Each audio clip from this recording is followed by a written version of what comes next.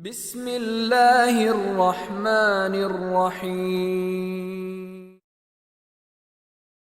Dalam transaksi utang piutang yang menggunakan barang gadai, ketika pihak yang berutang tidak bisa membayar, maka objek gadai tidak otomatis pindah milik. Aturan seperti ini adalah aturan yang terjadi di zaman jahiliyah. Dan sempat dulu para sahabat, ada sebagian sahabat yang mau melakukan seperti itu. Sahabat A mengutangi sahabat B. Nah, ketika sahabat B ini tidak bisa bayar, sahabat A, beliau langsung mengatakan, kalau begitu ini milik saya. Kemudian dilarang oleh Nabi SAW.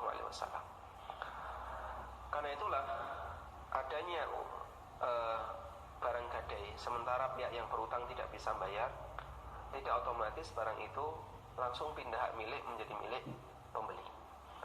Sehingga ketika dia nggak bisa bayar, barang itu tetap jadi milik pembeli. Terus bagaimana solusi untuk penyelesaian utangnya? Solusinya adalah barang ini dijual ke pihak yang ketiga. Siapa yang menjualnya? Yang menjualnya pemilik. Siapa pemiliknya? Orang yang utang. Berarti orang yang utang dipersilahkan, tolong kamu jual barang ini ke orang lain, terserah, agar barang ini setelah laku bisa kamu jadikan untuk pembayaran utang. Nah, maka dia dikasih wewenang untuk menjual. Nah, jika pemilik memberikan izin kepada kita sebagai pemberi utang, saya titip tolong jualkan, nah itu juga boleh. Nanti pemilik menyatakan, dengan ini saya memberikan hak perwakilan bagi pegadaian atau bagi si A untuk menjualkan barang saya yang itu merupakan barang jaminan. Maka nanti si A bisa menjualkan. Nah, ketika si A menjualkan, berarti posisi dia sebagai wakil bagi orang yang utang. Nah, ketika sebagai wakil bagi orang yang utang, berarti dia harus menyerahkan atau dia harus menjual dengan harga normal yang berlaku di masyarakat atau atas seizin pihak yang berutang. Pak, ini sudah saya tawarkan harga sekian tapi nggak ada yang maunya lebih rendah, maka Anda boleh misalnya meminta kepada pemilik, bisa nggak harganya saya turunkan, tapi harus izin dulu. Nah, kalau dia mengizinkan, silakan. Nah, kemudian bagaimana kalau terjadi deadlock? Pemilik tidak mau bayar utang dan dia nggak punya apapun, sementara dia nggak mau menjual barangnya.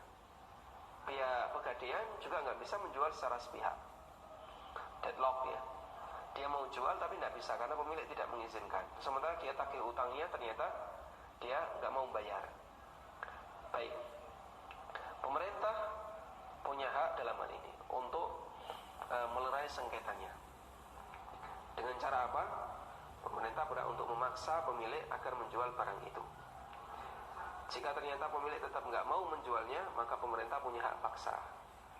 Nah, di saat itulah pemerintah mengambil alih untuk menjual barang itu dalam rangka menjaga hak orang yang memberi utang.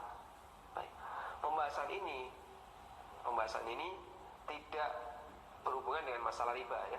Saya hanya menjelaskan tentang bagaimana penyelesaian barang gadai. Sehingga kalau misalnya utangnya 1 juta, ya wajib balik 1 juta, tidak boleh lebih dari itu.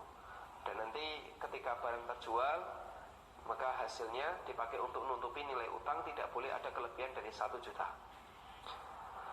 Nah, yang jadi masalah itu begini, biasanya barang yang dijual oleh pihak pegadaian itu dijual dengan harga yang murah. Misalnya utang 1 juta, tentu objek gadainya di atas 1 juta, objek gadai 2 juta.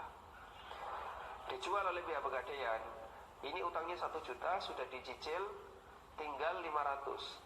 Akhirnya dijual oleh pihak pegadaian. Pokoknya yang penting cepat laku, biar nanti utangnya nutup.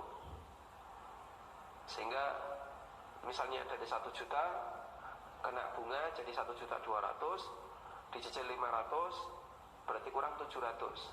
Akhirnya dijual, pokoknya barang ini jual saja 1 juta, padahal normalnya 2 juta. Nah, ketika dijual 1 juta, kita beli, berarti kita dolim di situ. Kenapa disebut dolim? Orang ini menjual barang milik orang lain dengan cara yang jauh di bawah harga standar, tanpa izin dari pemilik, dan itu membuat rugi.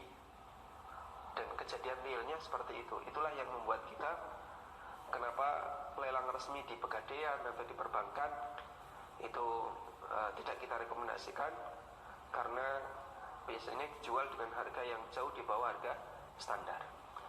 Kecuali kalau Anda langsung menghubungi pemiliknya,